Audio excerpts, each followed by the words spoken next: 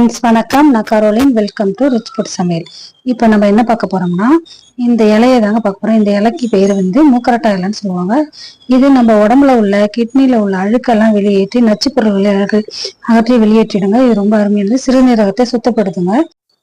இந்த கீரை வந்துங்க வயல்வெளிகள்ல கிடைக்கும். அதுக்கப்புறம் இது என்னன்னா பக்கத்துல நம்ம வீட்டு பக்கத்துலயே கிடைக்குங்க. இது நம்ம தோட்டங்கள்ல கிடைக்கும். நம்ம வீட்டு பக்கத்துல வேலி ஓரத்துல எல்லாம் இது ரொம்ப கிடைக்குங்க. இதோட பூ வந்து இப்படி மூக்குத்தி பூ மாதிரி இருக்கும். வயலட் கலர்ல பூத்திருக்கும். இந்த கீரையை தாங்க நம்ம எடுத்துக்கணும். இந்த இலை வந்து ஹார்ட் மாதிரி இருக்கு. இந்த இலையை வந்து நான் எங்க வீட்டு பக்கத்துலயே பறிச்சேன் பாருங்க. எவ்வளவு பசுமையா இருக்கு பாருங்க ஃப்ரெண்ட்ஸ். ரொம்ப அருமையான கீரை. நம்ம வீட்டு பக்கத்துலயே வளர்றதுனால நமக்கு ஈஸியாவும் இருக்கும். நீங்க அடிக்கடி இந்த கீரையை நீங்க உணவை சமைச்சு சாப்பிட்டீங்கன்னா உங்களுக்கு எந்த பிரச்சனையுமே கிட்னில வராது. இந்த கீரையை வந்து நம்ம சூப்பாவும் சாப்பிடலாம், பொரியலாவும் சாப்பிடலாங்க.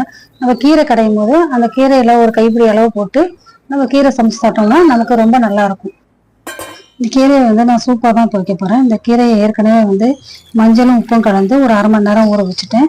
அதுக்கப்புறம் இந்த செம்பால ஒரு சொம்பு தண்ணி எடுத்து நல்லா கொதிக்க வச்சுக்கணும். கொதிக்கும் போது அது கூட அரை ஸ்பூன் மிளகு, அரை ஸ்பூன் ஜீரகம், ஒரு 10-15 போல பூண்டை இடிச்சு வச்சுக்கணும். நான் வந்து இந்தி உப்பு யூஸ் பண்றேன்.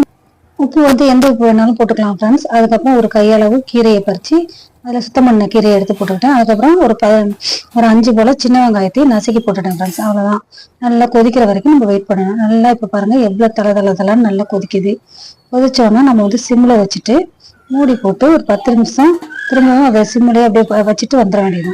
அதுக்கப்புறம் நல்லா திரும்பவும் அந்த கீரை நல்லா வெந்திருக்கும். எல்லாமே நல்லா கலந்து ஒன்று போல வந்திருக்கும். அதுக்கப்புறம் நம்ம ஸ்டவ் ஆஃப் பண்ணிட்டு திரும்பவும் மூடி வச்சுட்டு வந்துட்டோம்னா ஒரு 10 நிமிஷம் கழிச்சு போய் திறந்து பார்த்தோம்னா நல்லா ஆறி இருக்கும் ஃப்ரெண்ட்ஸ். அதுக்கப்புறம் நம்ம கையாலேயும் நல்லா பிசைஞ்சு விட்டுக்கலாம், இல்லை கரண்டையாலையும் மசிச்சு விட்டுக்கலாம்.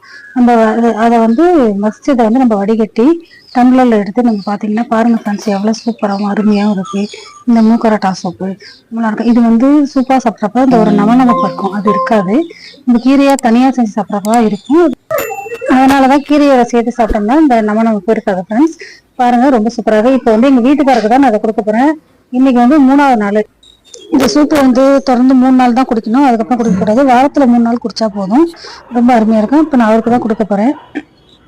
அளவுக்கு அதிகமாக மாத்திரை சாப்பிட்றவங்க அடிக்கடி இந்த சூப்பு வச்சு சாப்பிட்டீங்கன்னா உடம்புல கிட்னியில் உள்ள அழுக்கெல்லாம் வெளியேறிடும் ஃப்ரெண்ட்ஸ்.